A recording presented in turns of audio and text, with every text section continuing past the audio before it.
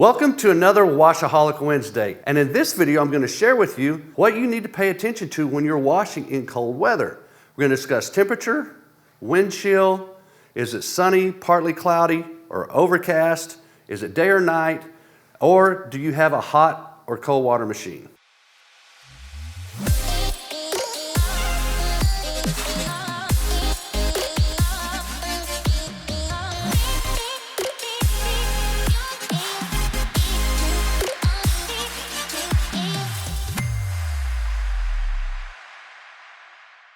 So the first thing I want to talk to you about is temperature. Obviously, water freezes at 32 degrees Fahrenheit or 0 degrees Celsius. Now, most people are going to think that you should stop washing at that temperature because water freezes. Well, not necessarily. What can impact that, like wind chill, can have a dramatic effect on when you should start or not stop. So let's say you really have a lot of opportunity below 32 degrees to wash.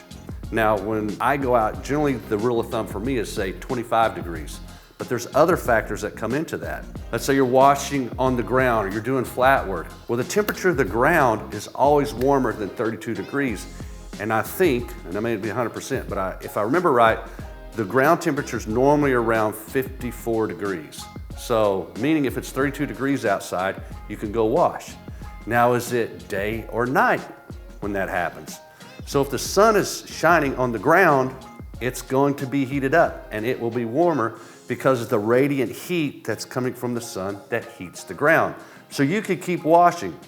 Now, what you need to be aware of is that wind chill can affect that. One of the things that kind of people I think misunderstand is if they see the forecast and they see there's going to be a wind chill, and the wind chill, let's say it's 35 degrees, but with the wind and the wind chill, now it's 30 degrees, which is below freezing.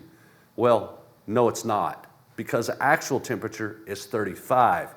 Wind chill just makes it feel like it's that temperature. It doesn't mean it's really 30 degrees. So you could still wash, you just need to bundle up better because you're going to get colder faster with the wind because it's blowing on you, or the objects. Whatever you put outside will get to that temperature quicker if it's warmer. Let's say you have an object that's 40 degrees. You take it outside and it's 35, and because of the wind chill, it will cool quicker because of the wind hitting the surface. It will convert it to the lower temperature faster.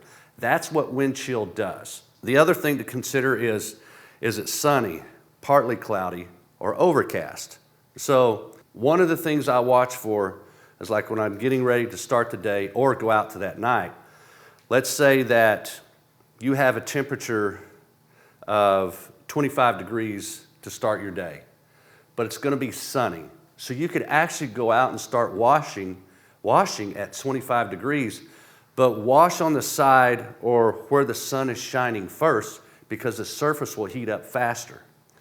And you'll be able to do that and then kind of move around with the direction of the sun and where the sun is shining. And as the sun shines, obviously you'll get up above 32, but what you'll find is there'll be pockets in different areas where that temperature hasn't quite reached 32 yet, so it'll freeze where the sun hasn't shined. It's still in the shade. And even when the temperature gets above 32 and there's no wind, then it's going to stay freezing in those little pockets where there's no breeze or anything to move the air. It'll still stay cold for a long time. That's happened to me before. And then talking about at night. So we talk about day or night, the next thing. And again, overcast or no clouds has an impact on that as well. So if you go out at night and let's say you got a 35 degree temperature and they're predicting it's going to get down to 32, you could probably wash all night and not have an issue if it's overcast, because the clouds hold in the temperature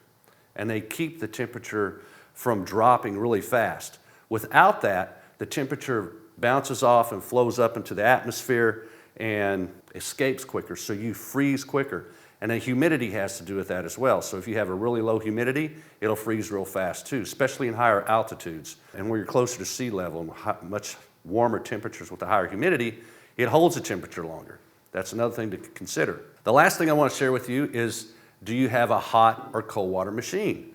Now with cold water, obviously you can't heat it up, The outside temperature, the sun, the clouds, the wind chill can have a big impact on whether or not you can wash because you're using cold water. Whereas if you have a hot water machine, this is where we get to be able to take advantage of working down at those lower temperatures and being able to clean with hot water because it heats up the surface. Now what you want to be aware of is as you're washing with a hot water machine and that water flows off and it hits the ground and it's been cold for a good amount of time, and say there's ice or there's snow or there's not anywhere where water's actually melting on the ground, when it gets to the ground, it's going to cool very quick and it will start to freeze. So you want to be aware of your runoff and not freeze in areas where it could create an accident, slip or fall, or vehicle accidents where they can't brake because they're not expecting water to be in the area. That's the other concern that you may have when you're doing cold weather washing. If you like the content I've shared today, hit the like button. And if you want to subscribe so you see more content that we share in the future, hit the subscribe. And if you want that notification, don't forget to hit the bell button. So if you didn't catch a previous video I did on how to protect your machine from freezing during cold weather, click this video here. And next week, I'm going to do a video on the types of services you can provide in cold weather and what to watch out for, as well as how to travel with your equipment from job to job and keep it from freezing up. And if it's been a week since I've shot this video, you can click it right here. So that's this week's tip. I'm Mike Hinderliter, Dean of Powerwash at Powerwash University and Powerwash.com. Have a safe and successful week. Take care.